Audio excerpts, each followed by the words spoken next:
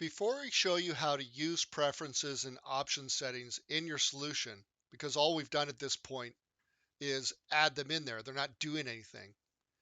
Before we do that, let's cover a little bit about what I teased you about window positioning. And I have a separate file. I'm not going to put this in the actual file. It'll be available in the work files, but it's separate. And you can see there's a 1, 2, 3, 4, 5 buttons.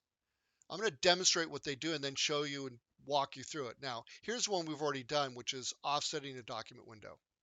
Just offsets by 30 by 30. This mimics what happens when you create a new window.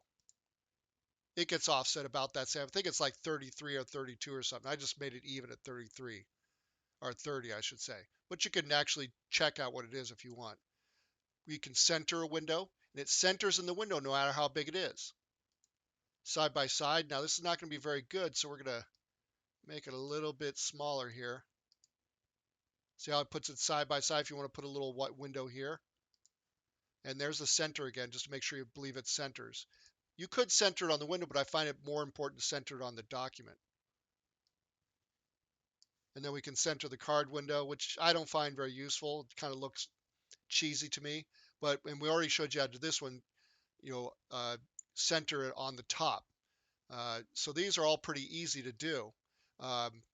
This one and this one. But the middle three, that's where we're going to show you what's going on with that. So we'll go into the script, and they're already done here.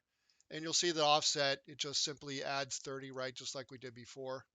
I think it says the standard for a new Windows is 24. I was wrong, it's not 32.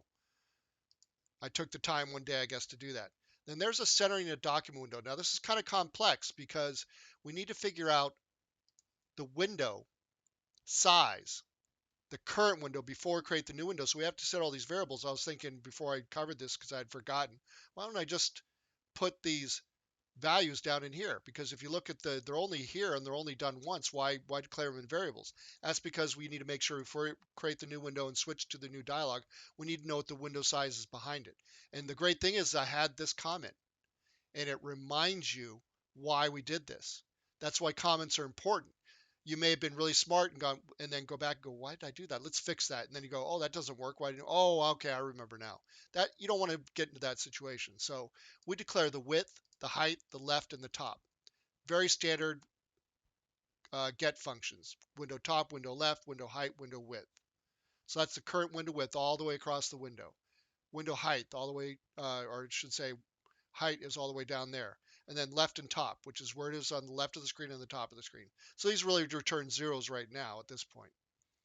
Then we create the new window. Then we adjust it because it's a smaller sample document window, as you saw. And then we can move and resize it. Here's what we do for the distance from top, because we don't need to resize, we just need to move it to the right place. We take the height, which is the window height, that's the one of the window behind it, subtract the current window height, because that's what we're getting right now of the sample dialog, and divide it by 2. That's because we want it to only go partially up, only halfway up between that. Otherwise, it's going to be up towards the top. You don't want that. And then add the top onto it. Pretty simple stuff. It took me a while to figure out and a lot of experimenting, but once you look at it, go, hey, that's pretty simple. And then we do kind of the same thing. Take the width of the window behind, take the width of the window in front, divide by 2, and then add the left. And that gets you right into the center. Side by side, I guess I did something here. I'll save that. Side by side, okay. So get window width, and it says there is no get function for calculating the right side position of a window. So this side over here, which is what we want to know. We want to know where this is so we can put the window to the left of it. So we get those values by getting the window width, getting the window left, then doing a new window, and then doing this. The width plus the left plus 1. Right? So we determine where the left side of the window is, take the whole width, and then add 1 to it so it's right next to it. That's we set up the distance from left. Simple once you think about it. Centering the card window. Okay, centering the card window, you don't have to do anything. That's the trick here. It automatically comes up centered. That's why you have to put a 0 here if you want it at the top. So nothing to do. And then, of course, here's the one where you do at the top in the center, which is my preferred method. I think it looks really good right there. It looks like it's almost coming out from the top. And there you go. Those are some window positioning items. They're all in here. Again, they'll be in the work files, but as a separate file.